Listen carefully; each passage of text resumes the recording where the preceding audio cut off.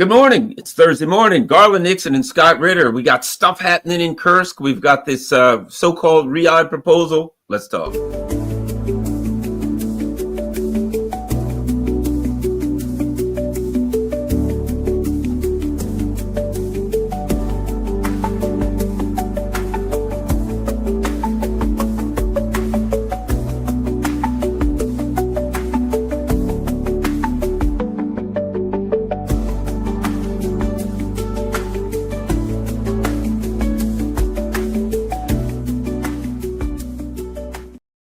Hello, Garland Nixon here with Scott Ritter. Lots of stuff going on. Just to get started, just an announcement in case you haven't heard, I will be hosting the mother of all talk shows for George Galloway on Sunday. I'm looking forward to that. ScottRitter.com. That's where you need to go for all your important information. Scott, before we get going, there may be someone, I doubt it, there may be one person on this planet who hasn't heard about your Russia House project. If you could tell everyone how they can get involved.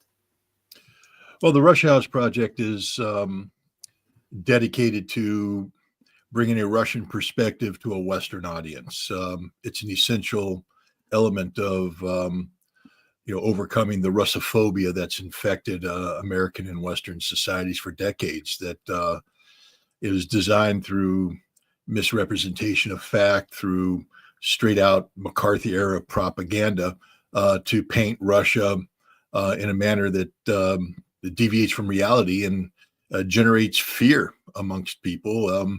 And from that fear, we're easily exploited by the powers that be into accepting policies that are nonsensical and actually dangerous to the United States. So the Russia House is designed to interview Russians about the pressing issues of the day and get the Russian perspective so that a Western audience, it's not designed to tell you what to believe or tell you what to think or tell you how to think. It's just designed to provide you with a fact set that can be examined, evaluated, probed in an effort to at least make a counter narrative available to the Russophobic propaganda that the mainstream media is, so that you can become a more empowered citizen. The most dangerous thing in the world to autocratic powers in a democracy is an informed citizenry who can expose the lies, the deceit, the deceptions of bad policy, and maybe hold those whom we elect to higher office accountable for what they do in their name. So the Russia House is a democracy empowerment vehicle. It's available on Telegram. You can access it through ScottRitter.com. If you go there, you'll see this. It's a subscription-based service because, to be honest, in this day and age, you can't do what we're doing, with the Russia House, the production values, the need for translation support, etc. It can't be done free. It costs, and the idea through the subscription is to allow this project to be sustainable over time. So it doesn't cost much. It's I can't give you the number. It's not a big number. It's single digits. But the bottom line is you definitely get value for your money. This is unique. There's no other project like this out there on the internet today. Nothing comes close. Nothing even begins to parallel it. So just think of it as, like I said, democracy empowerment. If you believe in democracy, you believe in the need to have access to all relevant information before you make a decision, the Russia House is a tool for your democratic empowerment tool chest. ScottRitter.com. That's where you go for that, and everything else. Just go to ScottRitter.com. You get all the info that you'll need, and of course, follow Scott Ritter on X and on Telegram. All right, Scott. Here's the important stuff. I want to throw this at you. Something that's been in my mind, and I want to hear what you have to say about it. With the U.S. in recent years, the important part of a war is a narrative. It seems to me the important part of the war when it comes to Russians is to close with the enemy and destroy them. But for some reason, that doesn't seem to be the priority in D.C. So let's start with the narrative. the Trump administration had been getting pretty straightforward. Hey, this is what happened. G7, we got to change this word. Russian aggression is not actual. It's complicated how it started. And I'm like, okay, makes sense. They're being practical, pragmatic, things like that. Rubio comes out of Riyadh with the same old Keir Starmer, Joe Biden crap. We've got to ensure that 5 or 6 years from now, Ukraine doesn't face the same aggression. So he's now with Rubio. We're back to Russian aggression. We've got to protect Ukraine. We got to have a 30-day. Your thoughts on this, as if it matters. Look, I think I saw the answer when I saw Vladimir Putin running around in camouflage gear. I thought, yeah, that's kind of an answer to me. It's like giving him the finger. Screw you. We're here to fight, pal. We ain't here to talk. Scott Ritter, your thoughts on the Rubio's chains of narratives, which in a way I looked at it like, you're kind of shafting Trump in a way with that narrative because you're going against everything that him and the people around have been saying, but it really doesn't matter because Russia's going to keep fighting until they don't need to fight no more. Scott Ritter, what's all this mean? Well, let me just start off with Putin and camouflage. I don't think that was giving a finger to the West. The Russians don't care about what the West thinks. This was a signal to the Russian people. He's the leader of the Russian nation, the Russian Federation, and he wore camouflage to signify the fact that they are in the final phase of cleansing Russia of the invader. This is a big deal to have Kursk invaded and occupied for as long as it was by a NATO-backed Ukrainian force. Nazis again. How about we say that? Nazis are back in Kursk. That's one way to look at it. Not anymore. They've gone the way of, let's say that history has repeated itself. So I just don't think the Russians are in the business of sending signals. When the Russians communicate, they communicate directly. And they have.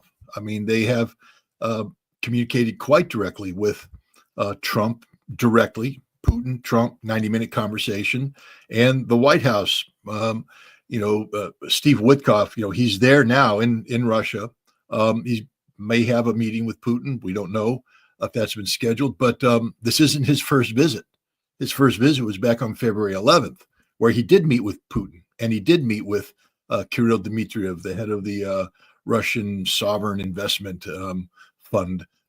Basically, a man who knows more about the Russian economy and how sanctions impact the economy and what needs to be done or what could be done to get America and Russia cooperating economically, a broader picture of U.S.-Russian relations.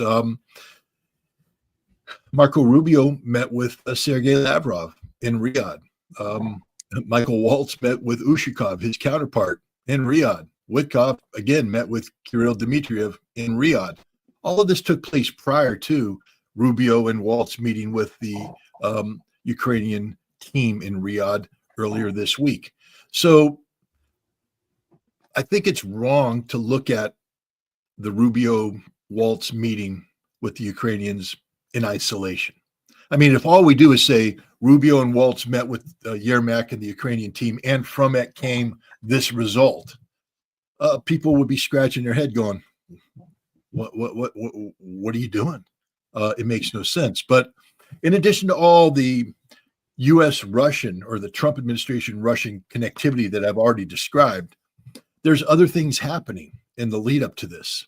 We can't pretend that there wasn't a White House meeting between Trump and Zelensky that ended up as a disaster for Zelensky. One of the reasons why we can't pretend is that Zelensky wasn't part of the Ukrainian delegation, because the United States said, you're not welcome. You don't get to play. So that's sort of an important signal. We also can't pretend that Europe had gone insane in the past week, that Europe was talking about, $800 billion of emergency funding to rebuild Europe, emergency NATO meetings in Paris without the United States. It's not a NATO meeting without the United States. Sorry to burst the European bubble. But, this notion that Europe's going to go it alone. We're going to build this peacekeeping force that we're going to impose in Ukraine, air on the ground, boots on the ground. We're going to do it all. And suddenly, after the meeting in Riyadh, Europe's like, ceasefire is a great thing. We love a ceasefire. And the ball's in Putin's court. Now, the interesting thing about that phrase is not only did Rubio say it, everybody said it. It's like, if you remember after Donald Trump's recent presentation to the combined houses of Congress, it can't be a State of the Union address because he hasn't been in office long enough to have a State of the Union address, but it's the State of the Union proxy. The Democrats came out afterwards, and they all were condemning it, and they all read from the same script. They were saying the same thing. That tells you that there was coordination amongst the players beforehand, and they were looking for a trigger event. It didn't matter what that trigger event was. They were going to say what they said. Why did Europe all suddenly, everybody, Starmer, Macron, Rutte, everybody in Europe say the same thing? Because there was coordination beforehand between the United States and Europe to get them to buy into the ceasefire concept. This wasn't, I don't think, Rubio coming in and stabbing Russia in the back and all. This was Trump setting a trap for Europe. Remember, Trump met with Starmer. Trump met with Macron. We tend to forget that because the meetings were nothing burgers.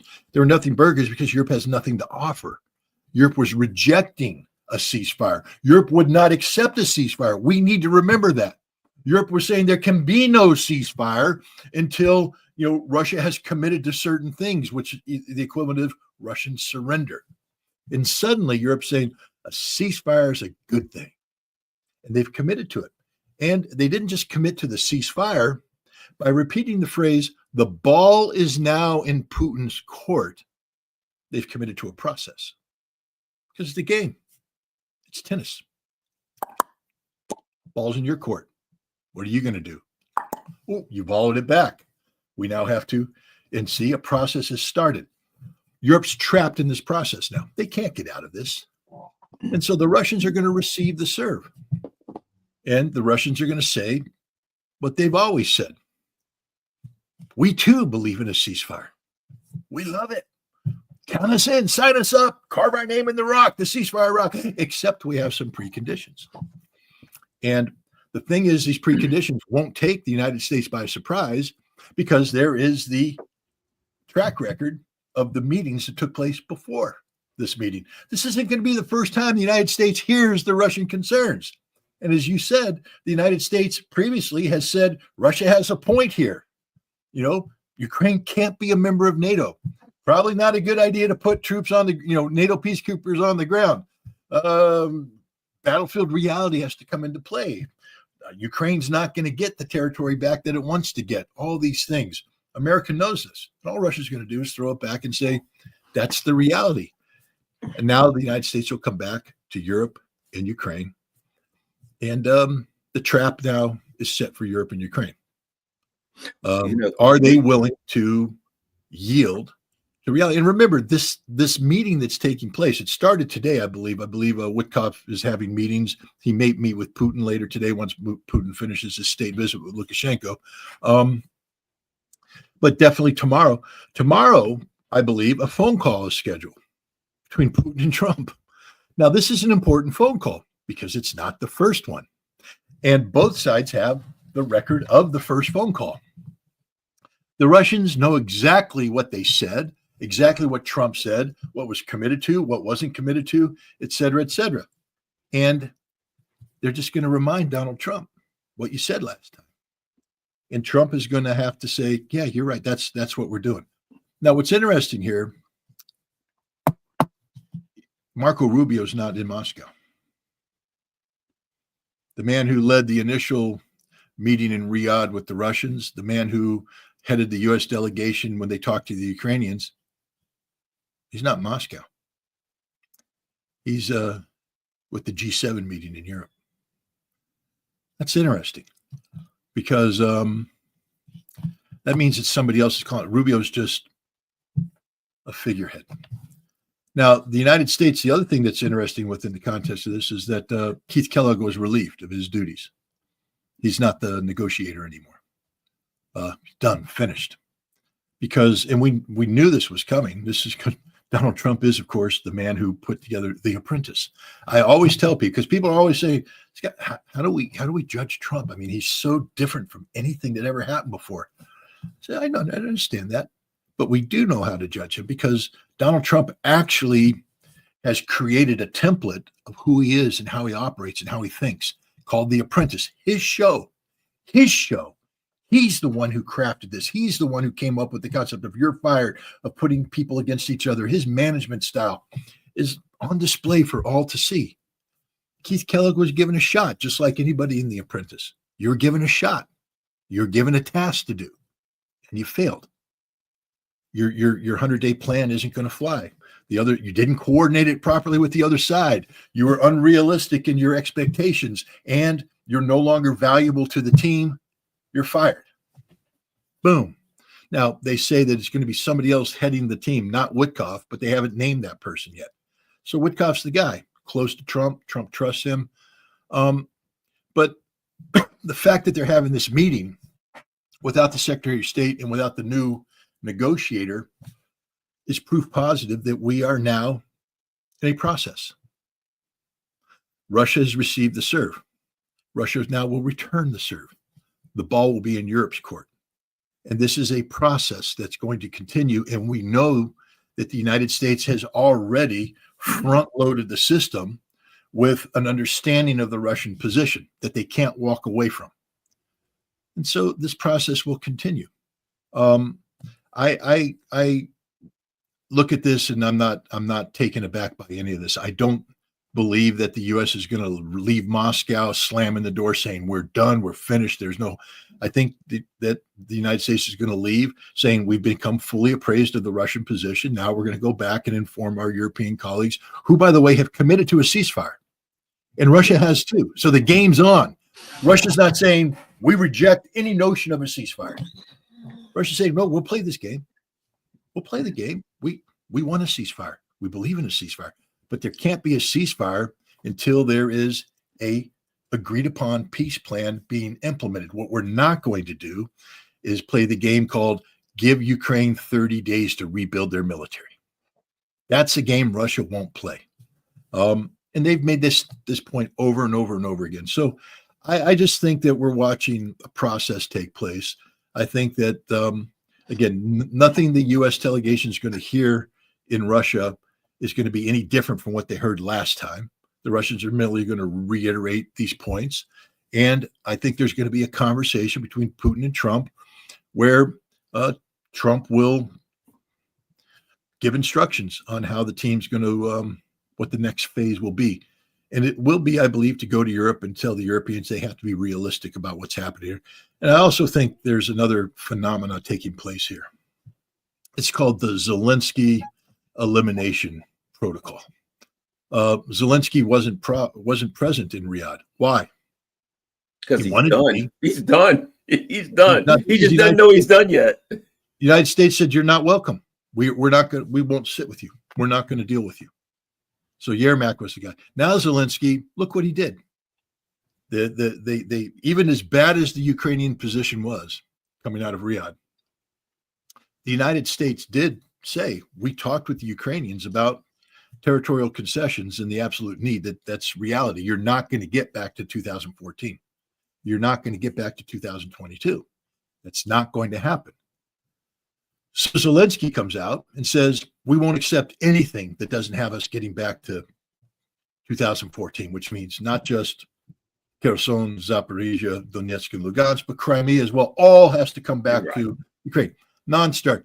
Zelensky just nullified himself as being a person of value to this process. And I think that basically one of the things that's going to come out of this Moscow meeting is that Zelensky is the problem, not the solution. And the Ukrainians are going to be confronted with the fact that they need to eliminate him. That I'm not about killing him. I'm saying he needs to step aside. A process has to be put in place to replace him, but he cannot be the front man for Ukraine anymore, because he in charge of Ukraine means there will never be a peace. And then the blame is on Ukraine and those that continue to support Ukraine. You know, one of the things I think that's interesting about Zelensky running off his yap, we're not going to take blah, blah, blah. And that is this. The Trump administration didn't even respond to it. They just like ignored it. They didn't like, hey, he screwed anything up, or, oh, that's good. They just didn't even like, he's not in it. What I think interesting, it does align here is a week or so ago when Rubio said this is a proxy war, which also aligns with what the Russians said. The discussions will be between, what did they say a long time ago? They said, we will talk. You remember the very beginning, they said, we'll only talk to the, how did they put it? The puppeteer and not the puppet or something like that, right? We're going to talk to, but we ain't going to talk to Europe. We're not going to talk to the Ukraine. We're going to talk. Okay. Now that they said it's a proxy war, the U.S. is at that point, that rhetoric means this. We're the only ones that can settle that. It don't matter what Zelensky says. We have taken, now what did they say? They admitted over the last couple of weeks, the U.S. admitted, number one, Maidan. They started saying, perhaps we did overthrow the government. Victoria Nuland, Elon Musk is showing videos of Nuland and Pyatt. And so they kind of came out and said, A, yeah, we overthrew the government. B, it is a proxy war, which now means Zelensky's irrelevant. This is between us and Russia to fix this. And then they said, we don't even need Zelensky, the erstwhile president. We don't even need him here. So once they said it's a proxy war, once they admitted that Maidan was overthrowing the government, the U.S. basically said, we will have a bilateral, make a bilateral decision with the Russians. And at that point, Zelensky and those guys are moot. If we need Zelensky, we'll call him. If we don't, we'll push him aside. If he aggravates us too much, we'll replace him. He doesn't matter to us anymore. So I think it's clear. And I was talking to Jamal yesterday, and I said, if I were the Russians, and I got this, I'd say, well, that looks good. I like the direction we're going here. Let me tweak and add this. Now it's back in your court. So I guess I was saying the same thing. By Europe saying it's in your court, even the rhetoric, even the metaphor there is a metaphor of tennis. Boing, it goes to your court. Boing, it's back to my court. Boing. Before they were like, we will never, ever, ever negotiate with Putin. He's evil. Now they just said we're negotiating with Putin. The ball's in his court. What's going to come back to yours? Oh, yeah, I guess we got to answer it. Crap. We are negotiating with him. Anyway, your thoughts on all of that mess? No, it's true. First of all, I mean, whereas Ukraine can be sidelined to an extent, not totally, though. We've got to get Ukraine to buy into whatever this peace settlement is. And I think, by putting the right pressure on Ukraine and getting the right players in place, that can happen. But why is this happening? Again, this isn't, because Donald Trump is a Russian agent. This isn't because Donald Trump woke up today and suddenly fell in love with Russia. Donald Trump is doing this because he recognizes Europe as a, economic and geopolitical minefield that he has to disentangle himself from, disentangle the United States from. 8 decades of post-war, transatlantic relationship have gotten the United States mired down, in European problems that aren't our own and don't resonate with us to the extent that they used to.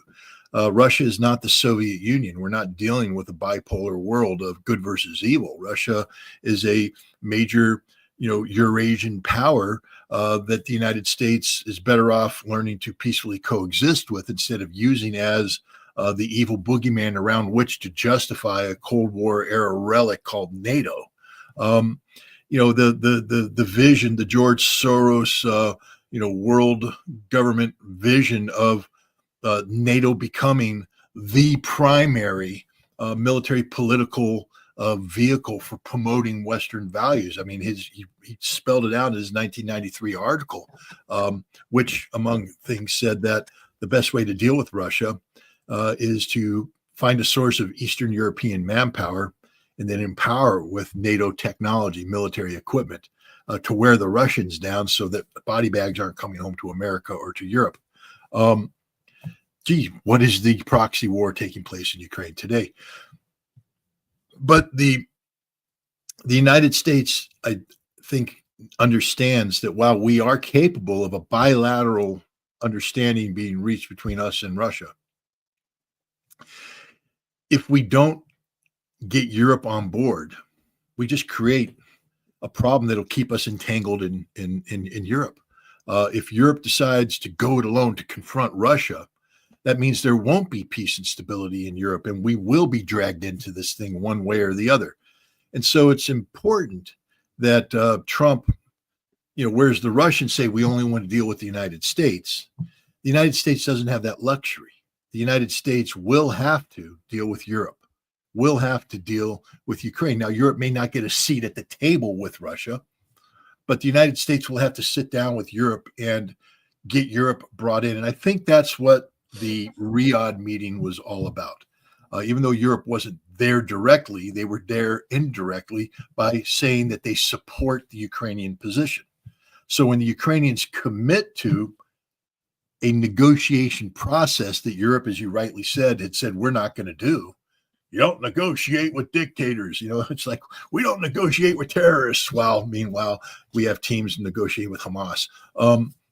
So I think Trump trapped the Europeans and got them to commit to a process that they had previously said they wouldn't support. And now, as you have said, it's a tennis game. It's diplomatic tennis. And Europe's caught up in the game. They can't leave. And this will play out. And the beauty of it is every week that goes by where they drag this thing out further, Russia's just getting more and more. I mean, now a new reality is going to kick in. Russia has in the past discussed the need for buffer zones inside Ukraine. But it's tough to talk about a buffer zone when the Ukrainians are occupying a large chunk of Kursk. And it's tough to talk about a buffer zone when you're still trying to liberate Kherson, Zaporizhia, Donetsk, let alone establish a buffer. But now that Kursk has been liberated, the Russians are going to be pushing into Sumy, creating a buffer. And as the situation continues to deteriorate on the Eastern Front, as Russia advances, they're going to be establishing a buffer zone in Kharkov, along with, in Belgrade to keep the Russian, because remember, before Kursk, there was a earlier NATO-led Ukrainian assault in the Belgorod that didn't turn out well for the Ukrainians, but they did invade and occupy parts of Belgorod. So you're going to start to see not just the theory of a Russian buffer zone, but the reality of a Russian buffer zone. And once something becomes reality, that Russian statement of that whatever agreement is has to reflect the reality on the ground. That Russia is going to start to be dictating the final. You can't use that term anymore. Final solution. The final terms of the agreement. How about we go with that? The agreement. There we go. Yes, thank you. Got to be careful what you say nowadays. Yeah. You're like, we don't want to talk about that. Oh, so somebody will just cut that one clip out and Scott Ritter said final solution. I'll bet it. And God forbid, something happened. I go, oh no. Yeah, exactly. Yeah, exactly. Then I'll be up there with Elon Musk, as a hand throwing Nazi. But the Russians are going to be starting to the reality on the ground is going to become more and more stark, and detrimental for Ukraine and for Europe, and that'll put even more pressure on Ukraine and Europe to concede things. Just go back to the basics. Had Ukraine agreed to the Istanbul communique in March, April 2022, just think about where they'd be today. All the things that they claim they want from a negotiation, it'd be reality. Kherson would be Ukrainian. Zaporizhia would be Ukrainian. Over 50% of Donetsk and Lugansk would be Ukrainian. The Ukrainians, while they wouldn't be in Crimea, would be able to be consulted about Crimea. These are things that Russia was willing to concede in 2022. Man, what happened? They turned it down. There's a new reality now. And I think the Russians are going to be making the point that the longer this thing drags out, the more dire that reality is going to be for Ukraine and for the West. What's interesting is when I talked to what's his name, the ambassador, a few weeks back, and one of the things that was interesting, one of the things that he brought up, because I said, oh, but talked about the Americans have broken their agreements in the past and blah blah blah, and one of the things that he brought up more so a concern than the Americans, and as you said, look, if they take what we want, you can break your agreement. You know what I mean? It don't matter. If they create the reality on the ground, you ain't getting that back, right? So even if you break your agreement, they've taken what they want and they ain't giving it up, right? But what he said was, the issue is, and I'm paraphrasing it, those crazies in Kiev. You know what I mean? All along, what he said is, yeah, okay, we'll get our deal with the U.S. That's going to happen. Okay. But that's what I read from him. I'm interpreting. But if we make a deal, or if we get it, or if we get close, or anything like that, the people in Kiev, and that was the discussion in the world. Dr. Jim Kavanaugh, way back in the beginning of that, when we were talking about denazification, he said the Americans are going to have to do denazification at some point, because that's the only way they're going to get the Kiev regime to go along with what they want. They're going to have to beat them into submission themselves, because these people are not rational and they're, fascists, kind of like Kaja Kallas and Annalena Baerbock. But anyway, your thoughts? I mean, this is one of the more complicated issues, is what post-conflict Ukraine looks like. We have theoretical conceptions of democracy and, the Ukrainian people will choose their next government. But then we have harsh realities that Ukraine is a defeated nation, and that the ideology that led to Maidan, and it's important that the Trump administration acknowledge that this was an American-backed coup. Now, the interesting thing about that dynamic, American-backed who? I mean, who did we back?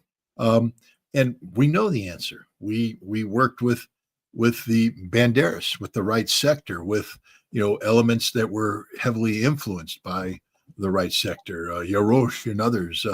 We know these names because we've worked with them. The CIA helped fund these people. I did an interview. I think it's going to be coming out this week. In fact, today it's going to be coming out on the Russia House. And I spoke to a Ukrainian media personality who was involved in Kharkov in the 1990s. And with USAID money and National Endowment for Democracy money, these influencers, these Ukrainian influencers, were brought to the United States to be imprinted with how they are supposed to be behaving. He came to the United States and he said something very interesting. They toured the White House, they toured the Pentagon, they toured the State Department, they did the whole thing, they had their meetings. But as each person came off the airplane, there was a member of the American Ukrainian diaspora there to meet them. And every single one of these diaspora members were Banderists. They were people who were from or associated with the Organization for Ukrainian Nationalism here in the United States, Banderists. So the United States government had made common cause with the Banderists to imprint Banderist ideology on post-Soviet Ukraine, a continuation of what the CIA had been doing from 1948 until 1990, was now taken over by USAID and the National Endowment for Democracy. And it was an active program of taking Banderist ideology, which was alive and well and living in the United States through the Ukrainian American diaspora, and getting it back into Ukraine, imprinting on Ukraine. So we know what the problem is. It's clear as this day. We know because we created the problem. And so that ideology has to be eliminated. I mean, that is a reality, because if you don't eliminate it, then what you're doing, and all you're doing, is setting up the future so that it will once again emerge, infect, and lead to a continuation of the violence, cyclical violence. It has to be eliminated, and the Russians know how that will happen. And it requires Russia to dominate the electoral politics of Ukraine so much that a pro-Russian government is put in place capable of rewriting the Ukrainian constitution that Banderism is eradicated permanently from the cultural heritage of Ukraine. No longer will Ukraine be defined by Stepan Bandera. The Palast camps, the scouting camps, that date back to Bandera's times. If you take a look at the different military units that were formed by the Banderists prior to World War II and during World War II, the manpower for these were recruited from the scouting program. The Boy Scouts, the Palast camps, these people who are indoctrinated into the radicalism of Banderist ideology, which was used to define Ukrainian nationalism. And these camps exist in America today. Right down here in Ellenville, New York, there's a camp affiliated with the Organization of Ukrainian Nationalism. At least 3 times a year, they run through several hundred Ukrainian American youth put on the brown uniforms of the Banderists, and they parade with banners with Stepan Bandera's figure, and they sing as their anthem, "Bandera is our father." This is America, and this is the home of this sick ideology. We know it because then we took this and we transferred it back to Ukraine. It has to be eradicated. It has to be eradicated in Ukraine, and then a system of laws have to be put in place so that you can't re-import it, that it becomes illegal to do so. Just as though Nazis fled to Brazil and Argentina at the end of World War II, the Germans, they didn't go to Brazil and Argentina and kill all the Nazis that went over there, although the Israelis helped them out with Eichmann. But what they did is they passed laws back in Germany that said it's impossible for this ideology to return to Germany, that Germany had been cleansed of, the ability to allow Nazi ideology to take root. That has to happen in Ukraine. It has to happen. And it will happen. But this is denazification. It is a problem for the Russians and the West, because the West, the Europeans totally ignore this. They just pretend as if it's not an issue, although they know it's an issue. I mean, why else did the Bundeswehr, have to promulgate regulations when the Ukrainians came over to be trained? And this is the honest to God's truth. I think this, where the Germans had to put up posters in the barracks saying, you don't get to wear the Nazi symbol and go Sieg Heil and do all this. You can't do that in Germany. So whatever you brought with you, you got to suppress it. You don't get to sing these songs and do what you do in Germany. And why do you have to say that? Unless it means that there's a huge Nazi problem in the Ukrainian military, because it is a Nazi military. The British, when they brought in the Ukrainian paratroopers and trained them, on graduation day, the Ukrainian paratroopers stood there in formation and sang, "Bandera is our father." That's the equivalent if Germans came over and sang the Horst Wessel song, the song of the Nazi movement. So if we had German soldiers come to America and stand there in formation and sing the Horst Wessel song, shouldn't you go, something's wrong here with these people? Why would the Germans be singing the Horst Wessel song unless they're Nazis? So why are the Ukrainians singing "Bandera is our father" unless they're Nazis? The problem is they're all Nazis, and you have to denazify Ukraine. And if you don't come up with a solution to do that, you're solving no problem. And the Russians recognize this, because they once bitten, twice shy. They fought a very bloody counterinsurgency against the Banderas from 1945 to 1954. 9 years. Hundreds of thousands of people lost their lives. 40,000 Soviet security forces, Red Army and the NKVD and police, 40,000. This is, a lot of people. Hundreds of thousands of civilians were killed. Hundreds of thousands of Banderas were evicted.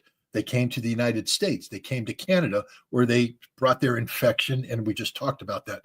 Hundreds of thousands of others were imprisoned, captured, and sent to the Gulag on prison sentences that range from 10 years to 25 years.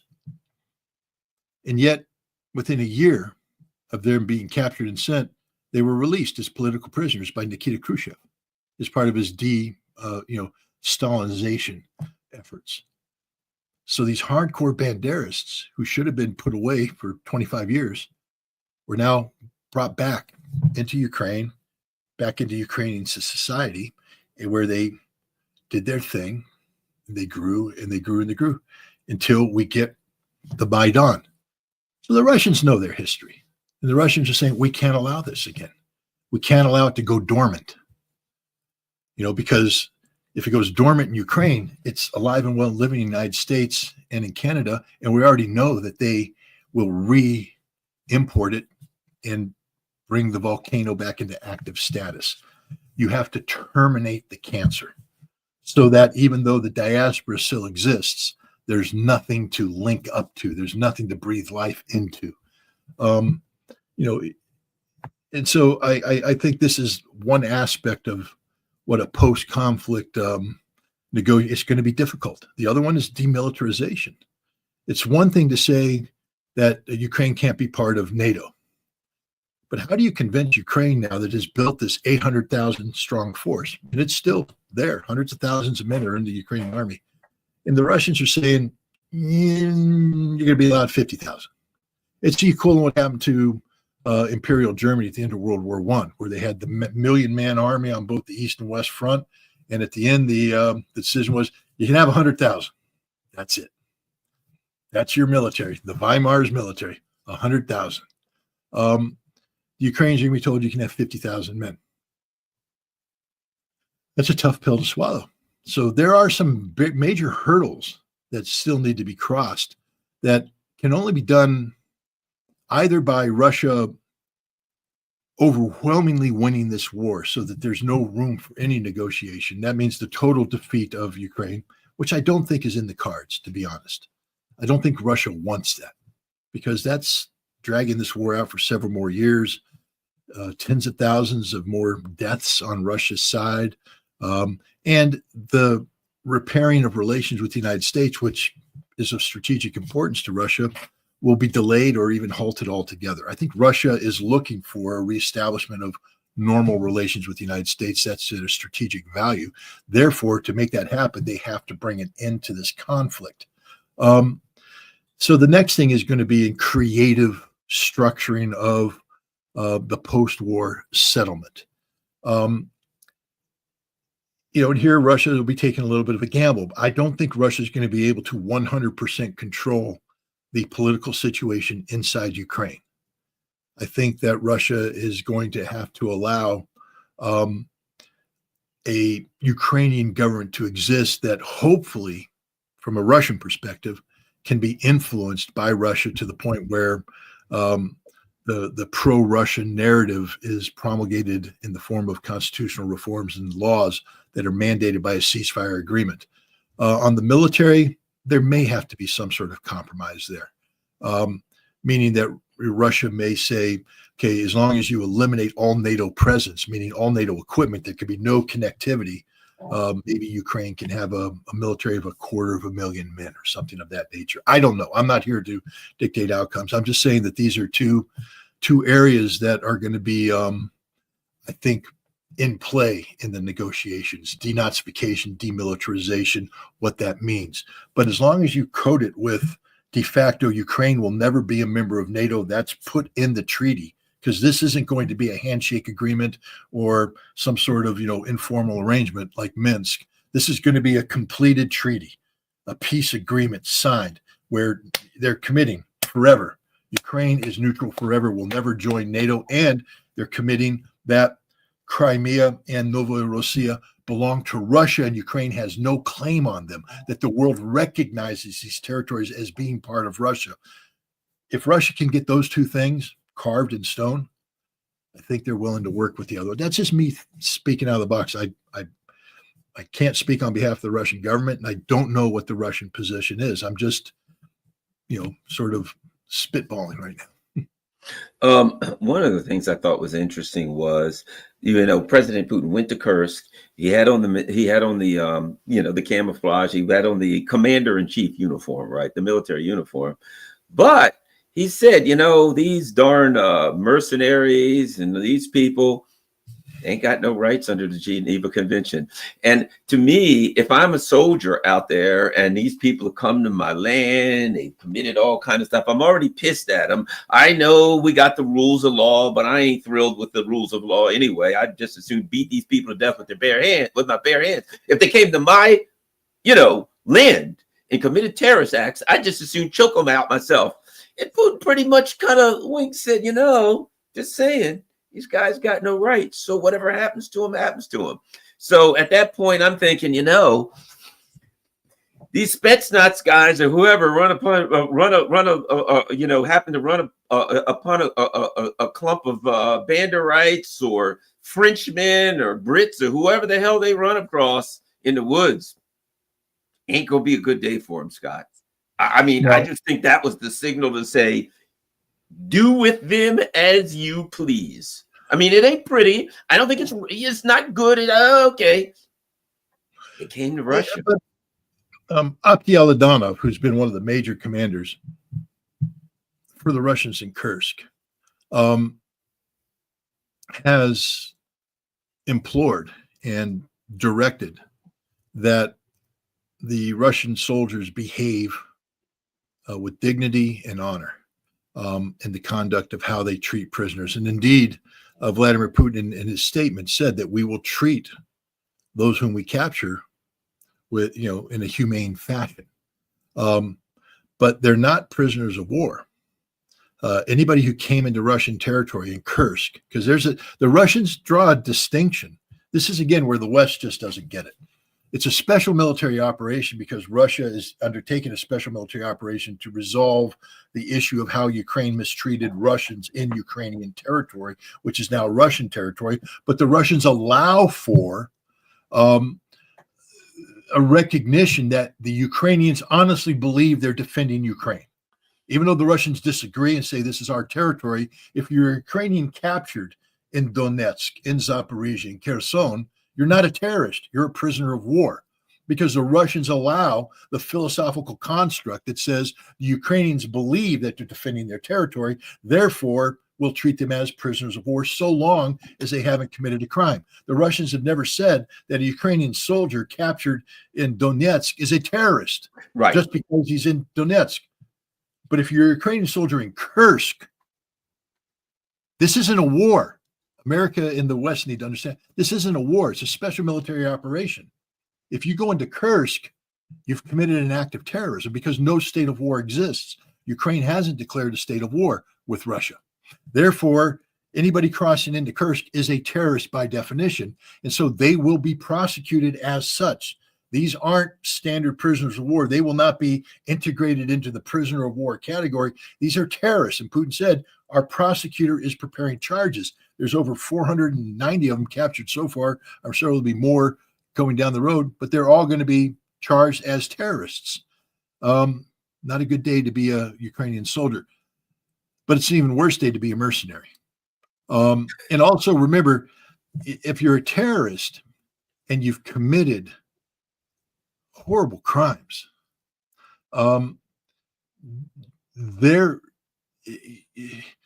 all international humanitarian law says is there has to be due process. That due process can come in the form of a summary courts martial in the field. And the sentence can be summarily implemented.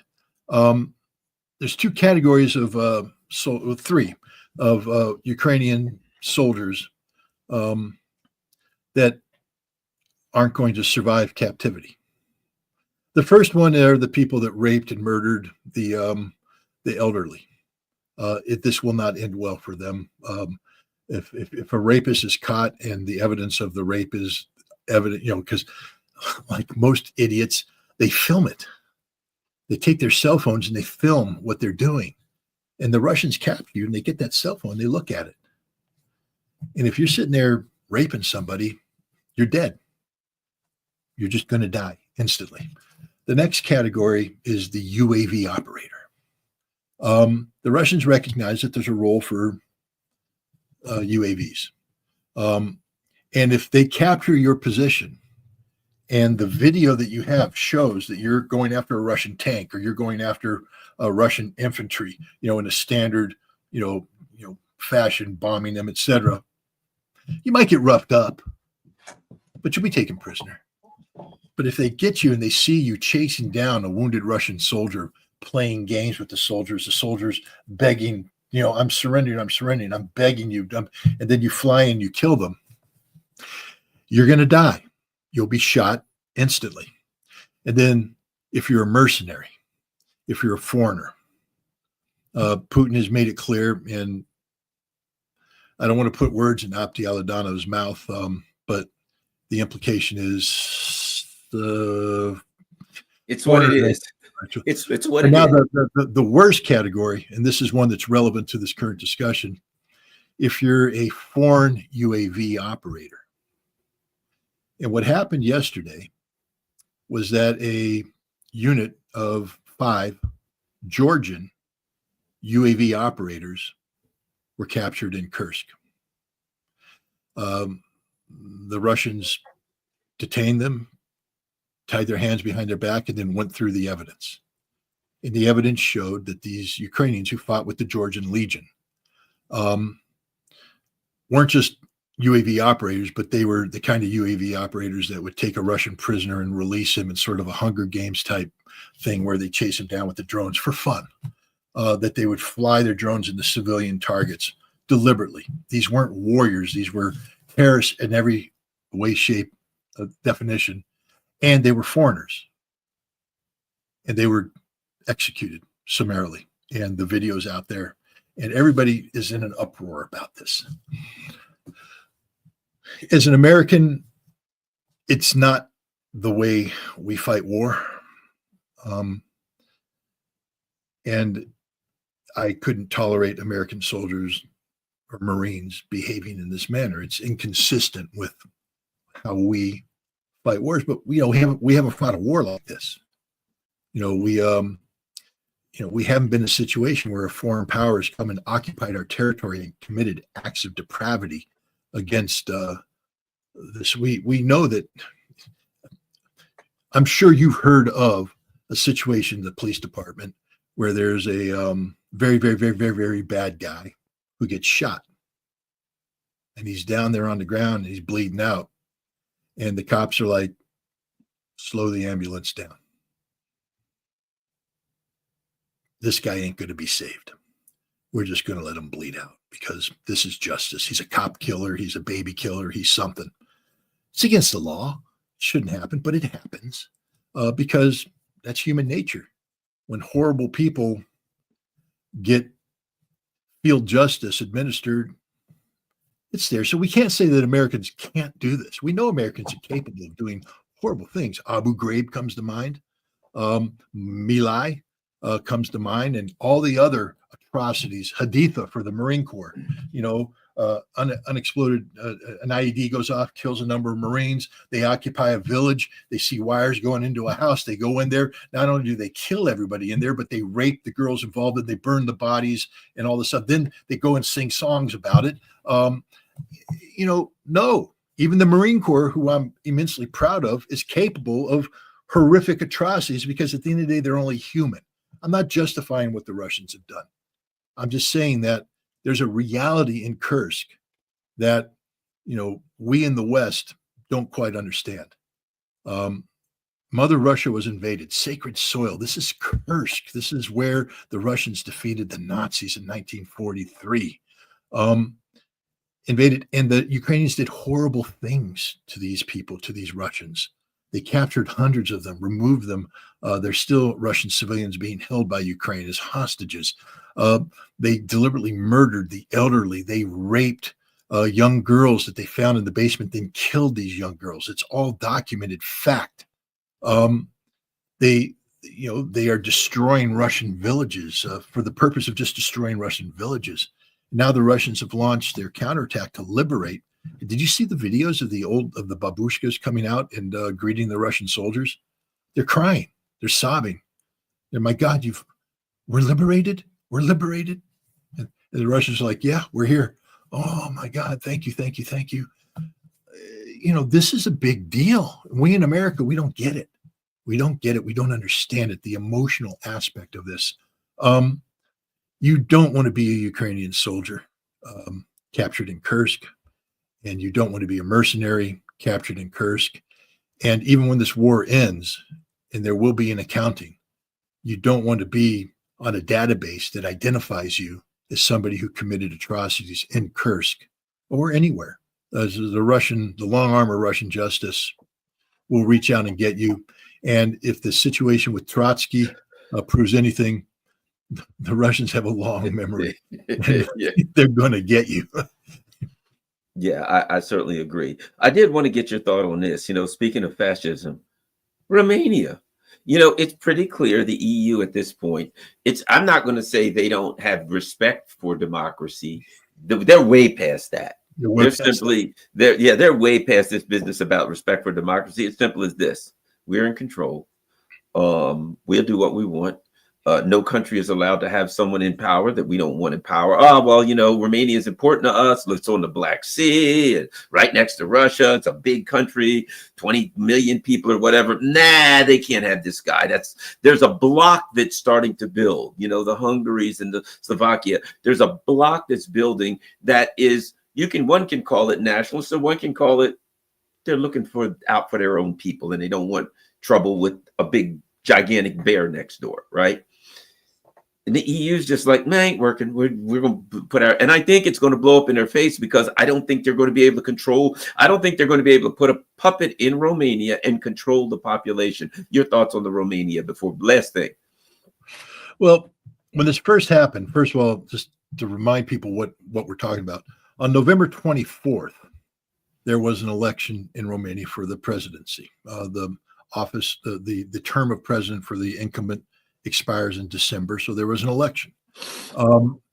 Now, the election results shocked everybody, because there was a guy named Georgescu, who is the head of a party that was only getting single digits in the polls, and suddenly he pulls ahead of everybody and gets in a situation where there's a runoff between him and a former journalist who was part of a mainstream party. And everybody's like, how the hell did this happen? Out of nowhere, it happened. And so now they're set up to have the election. I think it was on December 8th was supposed to be the runoff election, and he was favored to win.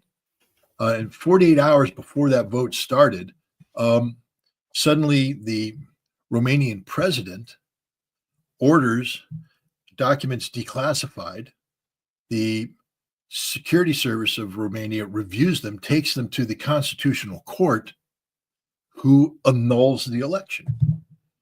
And what they said is that there was evidence that the Russians had manipulated the election, that the Russians were involved in basically it's TikTok influencing, that the Russians hijacked TikTok accounts that had been established back in 2016 that suddenly reemerged out of nowhere. And that's what enabled Georgescu to surge to the top. The problem is, that's not what happened. What we know what happened is as follows. One of the candidates for president, part of a major party, hired a Bucharest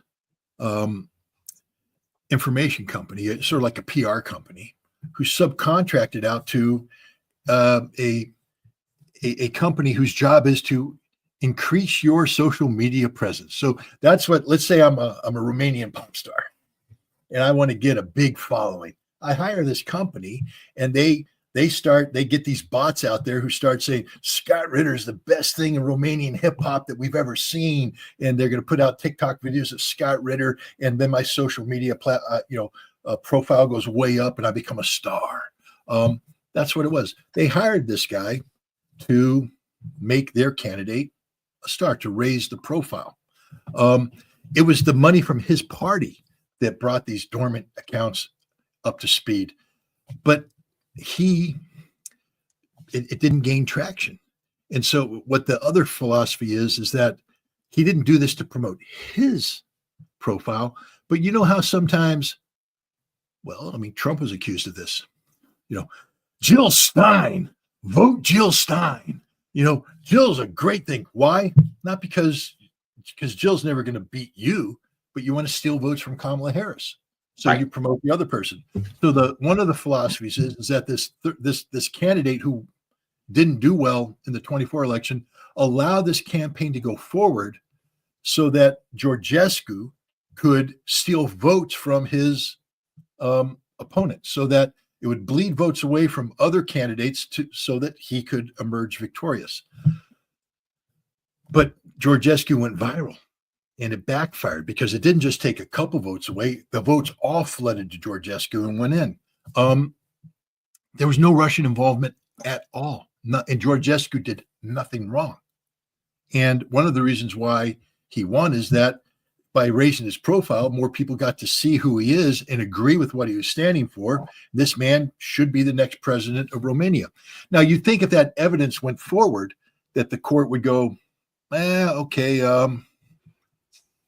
we're going to undo the annulment. We're going to let it go. No, they continued that, scheduled the election for May 4th. All right, but now Georgescu's his profile is sky high.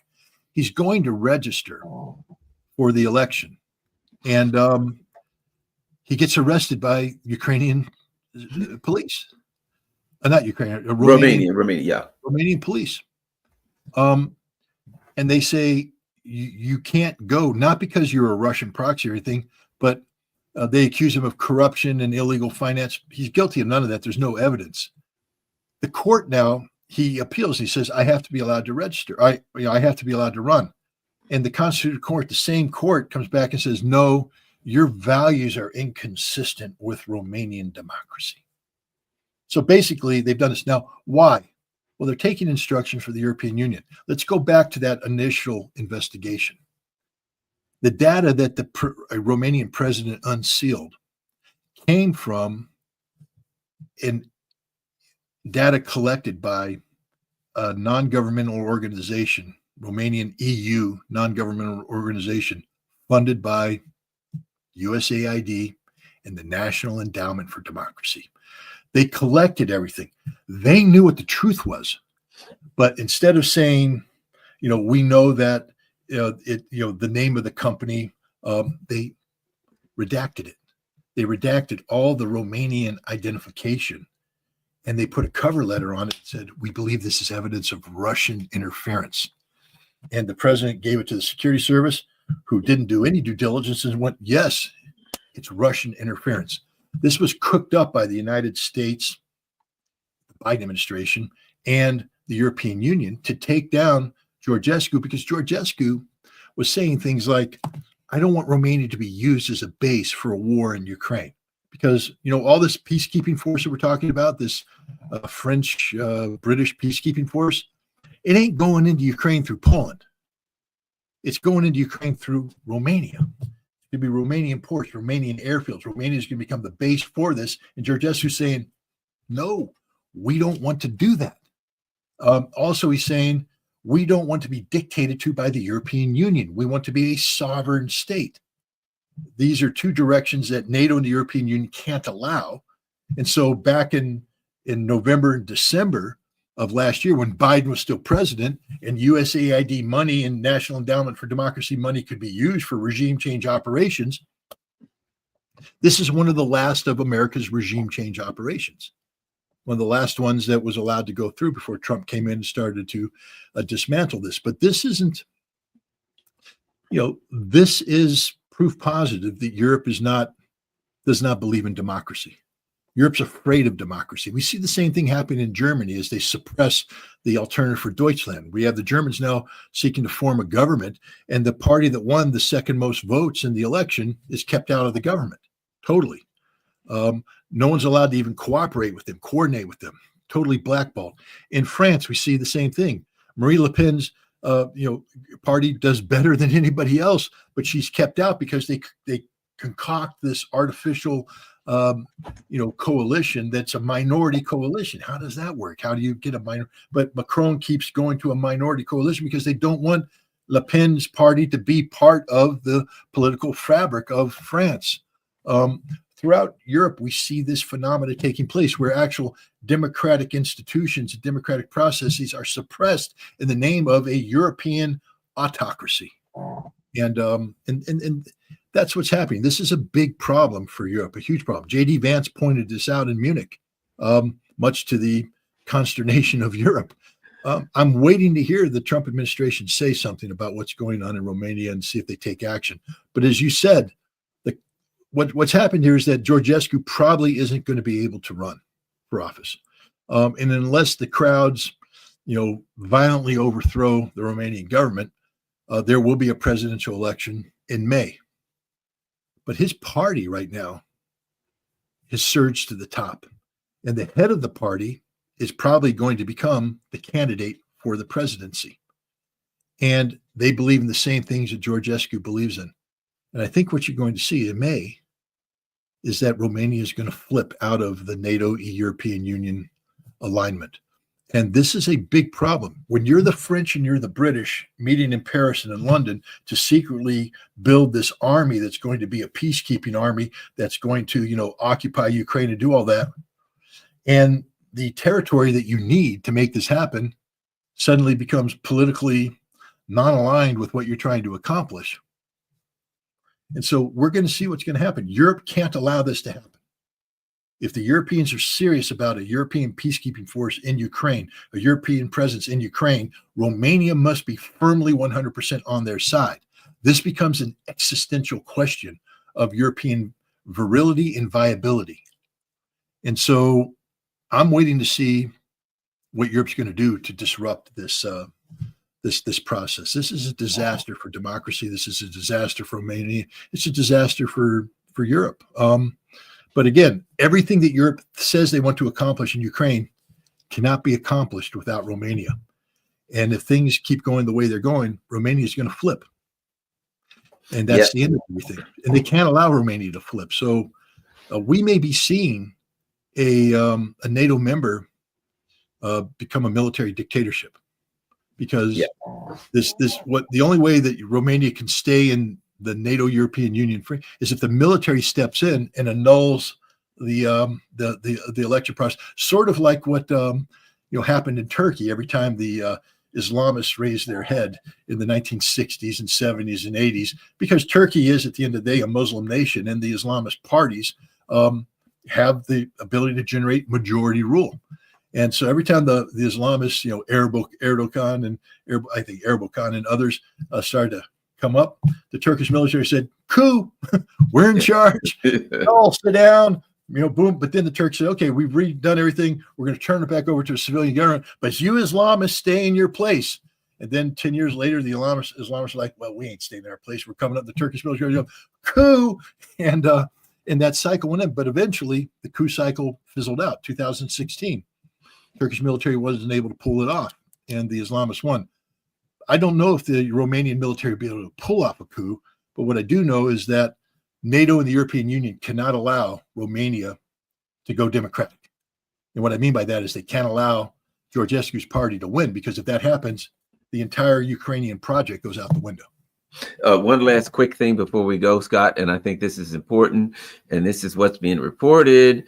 Zelensky in political final act, according to the Financial Times. Vladimir Zelensky's leadership is coming to an end, the Financial Times reported on Thursday, citing a senior official in Kiev. And they go down to say, we are in the final act of Zelensky's presidency, a senior Ukrainian official told the Financial Times, confirming growing speculation in the country's political circles, how long he will stay in office.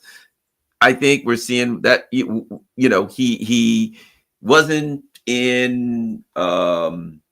allowed in the discussions in Riyadh after the debacle in the White House. I think a decision was made. This guy has to go. And now they're just doing the groundwork so they don't have to do it the old-fashioned way. They're like doing okay, and we'll talk political people, hand out some money, make some deals, and he'll go down softly, as opposed to the way they used to do, puppets back in the old days. We won't talk about that. I don't think. But if he gets too froggy, I don't think they have time for that. I think what's going to happen today and tomorrow is that Russia is going to reassert reality And remember, the United States originally embraced reality. I'm already read. Putin's aides are already saying we don't have an interest in a 30-day ceasefire. I'm reading that all over the place. No, it's not going to happen. But we are interested in a ceasefire. And so now the ball's going to be lobbed back. And Zelensky's dropped the racket and he's walking off the court. And America's going to say somebody has to pick up that racket. And if it's not Zelensky, then we need to find some. I don't think Zelensky lasts more than 2 weeks after tomorrow, because this isn't a process that can be dragged out forever. There's going to have to be a Ukrainian response. And if Zelensky's incapable of that, I don't see him staying in power for much more than 2 weeks. I see him this isn't going to be, a process of elections. This is going to be somebody coming up to him and saying, you're done. Submit your resignation. You know what the key is? We are in the final act of Zelensky's presidency. A senior Ukrainian official told, this is not Trump and his people. It's not, it's where it's coming from. It ain't coming out of Washington. It's the people in Ukraine are saying, well, first of all, I imagine the Ukrainians officials are saying, Washington hates him and they're pissed at him. We're screwed. And Washington saying, you got to do, you know what I mean? They're working together. But when you hear it coming from, in other words, his underlings are plotting against it right now. Yeah, I don't know. Did Zelensky go back to Kiev after Riyadh, or is he still on his European tour? I don't know. Because I don't know if he can. I mean, if he goes back to Kiev, I would imagine he's going to go on a second European tour and never return. Is what I think is going to happen. I think he will be sent out of the country, and then while he's out there failing, he will be told, "Stay. You're not coming back." And if he does come back, then he'll never get a third chance to take a European tour, because I think they'll apply the old-fashioned 75-cent solution, which is the cost of one 9mm bullet put squarely in the back of his head. Zelensky's done. He's finished. That's my prediction. Yeah, I'm just looking over that, and I don't see anything within the main thing I'm seeing is, Putin's demand saying, man, a 30-day truce ain't going to get it. But then what TASS is saying is President Putin is formulating his response. So it sounds like they're leaking. We're not going to do that. But Putin's a lawyer. His response is, and guys like him and Lavrov, I've always known, the underlings will say, screw those guys. Medvedev will come out and say, damn it, we should crush the swine. And then Putin and Lavrov will have a scholarly, intellectual, and philosophical, response. Now, I'm just seeing if Zelensky is going to the G7 meeting, because he may not. I don't know if Zelensky will ever return to Ukraine. We'll see. But if I were him and I'm reading those headlines, I either immediately fly back to Ukraine and declare martial law and become a dictator, or I continue to float in Europe and don't go back, because he can't be the president of Ukraine any longer. He's counterproductive. The United States already proved that. Not only did we humiliate him in the White House, we told him he can't sit in at the meeting in Riyadh. So effectively, he's not. If he has no say in that meeting, effectively, he is not the leader of the country. Yeah. If somebody can say to you, no, you can't talk about the important discussions about the future of your country, even the present of your country, forget the future. You're not part of the discussion. Effectively, he's not the president now, is he? Could you imagine a situation where Donald Trump was going to meet with Vladimir Putin and Marco Rubio and everybody's in Moscow, and Trump flies to Moscow, but they say, no, why don't you go on a tour of St. Petersburg? But you're not going to sit in on the Kremlin meetings. And Trump's like, well, I'm the president of the United States. Yeah, but you're not going to. And the Secretary of State's good with this. Yeah. Just because I want to put this in perspective. Yermak, who's the presidential advisor, was good with this. I mean, a true Ukrainian patriot would have stood up to Marco Rubio and said, stick it in your ear. Our commander-in-chief is down the hallway, and if he's not here, there is no meeting. There can be no meeting. That is Ukraine. I'm not Ukraine. I'm a tool of Ukraine. Ukraine sits over there. Bring Ukraine in to talk to you. That's the only way this works. But they didn't do that. Yermak went, hey, yeah, hey, how you doing? I'm They're in on the plot. It sounds like they're in on the plot. It sounds like everybody in Ukraine knows, everybody in Kiev knows that he's gone except him. Except him. Well, it's tougher. Never mind. I was going to make a cocaine joke, but I won't do that. All right. Well, thanks a lot. Before we go, remind everyone what they need to know about Russia House. We'll open and close with Russia House.